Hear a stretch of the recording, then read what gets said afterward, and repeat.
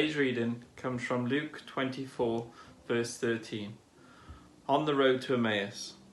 Now that same day, two of them were going to a village called Emmaus, about 7 miles away from Jerusalem.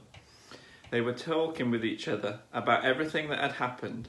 As they talked and discussed these things with each other, Jesus himself came up and walked along with them, but they were kept from recognizing him.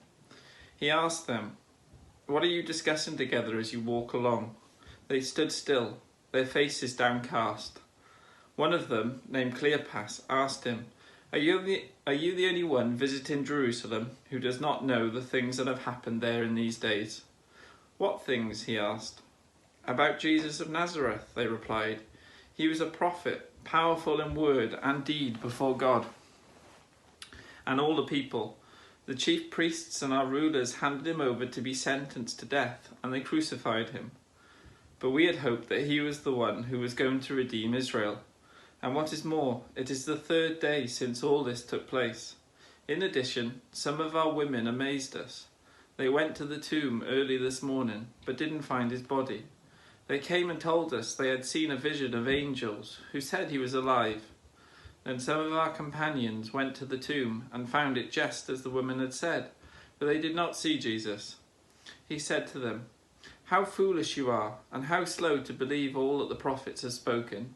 Did not the Messiah have to suffer these things and then enter his glory?' And beginning with Moses and all the prophets, he explained to them what was said in all the scriptures concerning himself. As they approached the village to which they were going, Jesus continued on as if he were going farther. But they urged him strongly, 'Stay with us, for it is nearly evening. The day is almost over.' So he went in to stay with them. When he was at the table with them, he took bread, gave thanks, broke it, and began to give it to them. Then their eyes were opened, and they recognized him, and he disappeared from their sight. They asked each other, 'Were not our hearts burning within us while we talked with us on the road and opened the scripture to us?' They got up and returned at once to Jerusalem. There they found the 11 and those with them assembled together and saying, 'It is true, the Lord has risen and has appeared to Simon.'